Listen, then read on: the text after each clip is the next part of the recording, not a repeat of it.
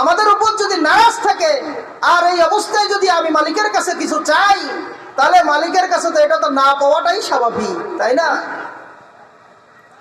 এই জন্য ভাই আল্লাহ তাআলা যে বলছেন যে মুসলমান না হয়ে মৃত্যুবরণ করো না, তো এই জন্য আমাদেরকে সেই মুসলমানের দিন অবলম্বন করতে হবে।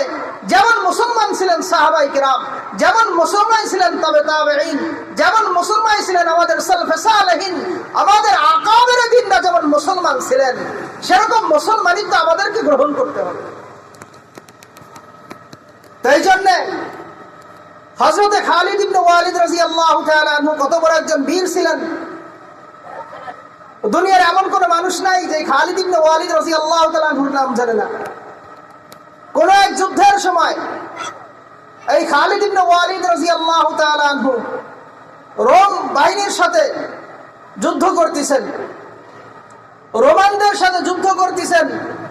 যুদ্ধ করতে করতে একটা সময় এমন আসছে যে 10 দিন 15 দিন 1 মাস পার হয়ে যাচ্ছে, কিন্তু বিজয় এর কোনো ফলাফল মুসলমানদের সামনে প্রস্ফুটিত হচ্ছে না, আসতেছে না।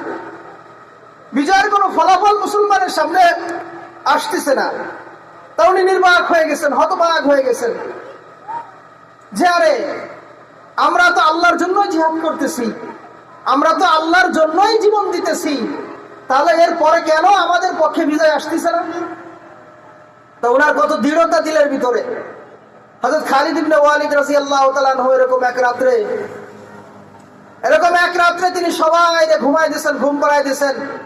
উনি সারা রাত আল্লাহ তাআলার দরবারে চোখের পানি ফেলে কাঁদতেছেন, শিশু বাচ্চার মতো আল্লাহ তাআলার দরবারে রাত্র জাগরণ করে কাঁদতেছেন।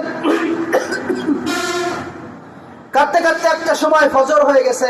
উনি তাহাজ্জুদের সময় প্রত্যেকটা তাঁবুতে গিয়ে প্রত্যেকটা সাহাবায়ে কিরামকে ঘুম থেকে জাগায় উঠাই দিয়েছেন, আর প্রত্যেকটা সাহাবায়ে কিরামকে দোয়ায় লাগাই দিয়েছেন যে এখন শেষ রাত, এই সময় আল্লাহ রাব্বুল আলামিন প্রথম আসমানে নেমে আসেন।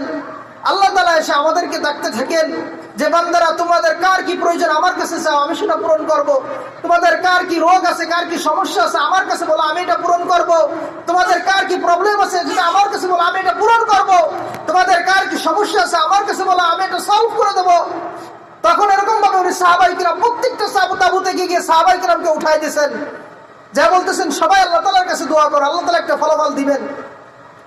তেমন অবস্থায় উনি এরকম নিজে সাথীদের দিয়ে এরকম তাহাজ্জুদের দোয়া লাগাই দিয়েছেন। দোয়া করতে করতে ফজর হয়ে গেছে, আজান দিয়ে দিছে। দ্রুত ভাবে উনি সবাই নামাজ পড়ে আবার যুদ্ধের জন্য প্রস্তুত হয়ে গেছেন। পরদিন দেখতেছেন রোমান বাহিনী, ওই পারস্য বাহিনী দেখতেছেন যে হাই হাই, আজকে মুসলমানের চেহারার ভিতর তো ভিন্ন জিনিস দেখা যাচ্ছে। মুসলমানের চেহারার ভিতর তো আজকে ভিন্ন জিনিস দেখা যাচ্ছে।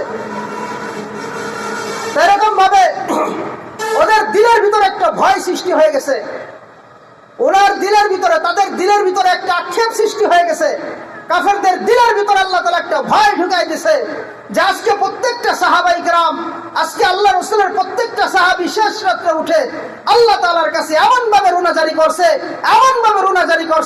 রুনাজারি করতে আল্লাহ রাব্বুল আলামিনের কাছ থেকে, আসমান থেকে বিজয়ের সুগাম, বিজয়ের পয়গাম নিয়ে এরপর যখন ময়দানে গেছে, রোম বাহিনীর সাথে যুদ্ধ করতে একটা সময় দেখা গেছে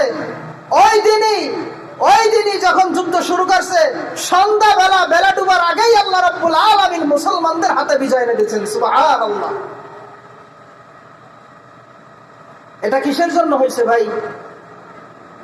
আল্লাহ তাআলার সাথে উঠে যে একটা সম্পর্ক তৈরি করছে, মালিকের সাথে যে একটা সম্পর্ক তৈরি করছে, এই সম্পর্ক তৈরি করার কারণেই আল্লাহ রাব্বুল আলামিন মুসলমানদের হাতে বিজয়ের তারকা এনে দিয়েছেন। সুবহানাল্লাহ।